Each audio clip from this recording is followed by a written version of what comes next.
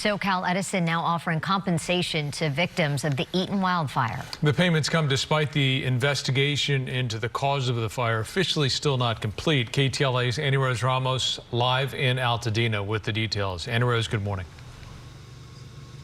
Frank, Jessica, good morning to you both. The CEO of Edison International telling us that he wanted to present a plan that was, quote, fair, because this isn't just any community, this is his community, his family living in the area. And he said he wanted to be able to look people in the eye at the local grocery store or the local coffee store because he was submitting a plan that he was proud of. So guys, we drilled down on the details with him of this plan and asked him whether or not it was a fair one to offer to his fellow community members.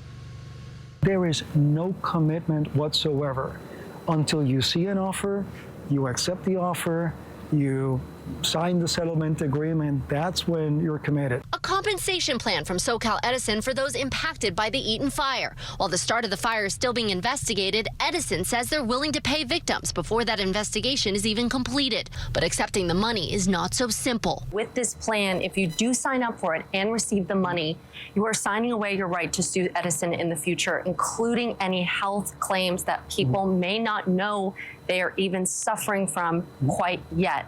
So I ask, is it fair to ask this of your fellow community member? Yes, it is just like what would happen in a normal litigation process and settlement. Now, 1 year later, Edison International CEO says the utility is preparing for the inevitability of another wildfire, hoping the state is doing the same. And it's not just the company, it's how can the state be prepared for this? You know, from our company perspective, we'll continue the work we're doing around wildfire mitigation. We'll continue our work, but the state itself needs to do a lot more. Take the example of Eaton. If indeed the spark came from our equipment, which it may have, that may have been the beginning, but the catastrophe was so much broader. It was 100-mile-an-hour winds. It was those winds not only moving embers 1.5 miles a minute, but grounding the firefighting aircraft that were most needed, that night.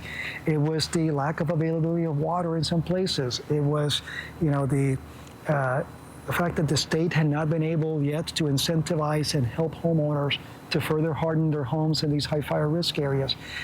It's the failure of evacuation notices. You talk about the condition of some of the houses not being hardened, the wind, the evacuation notices that didn't go out. Are those, in your mind, the other causes of this catastrophe? And is this in some way trying to shift accountability or blame?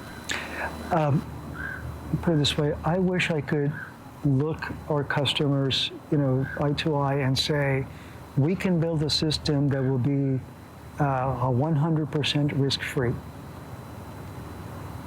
That's not possible. We must do our part, and we will continue to do our part and improve.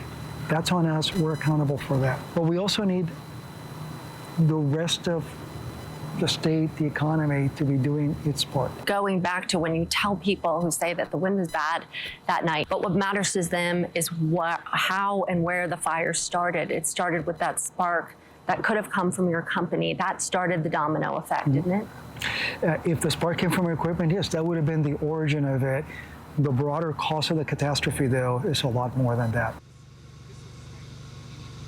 Frank, Jess, we are standing on a property that belongs to Michelle Majid Hughes and her family. Her home, as you can see, has burned down. The family lived here for nearly 30 years. Hear her reaction alongside of her attorneys to this compensation plan. It's all I can do to keep my anger at bay, because it still does not sound like Southern California Edison is taking full responsibility. It's deplorable in Mr. Pizarro's interview that he really spends all of his time attempting to deflect responsibility for a fire that everyone in Los Angeles knows, based upon the unrebutted video evidence, was ignited by Edison's equipment. This is a unilateral plan implemented by SCE for one reason: to save themselves money. Guys, to this day, Edison says they have received 1,200 submissions for their compensation plan. They have made 20 offers, and yesterday paid out their first settlement. Guys, back to you. Annie Rose, outstanding reporting on this. Thank you very much.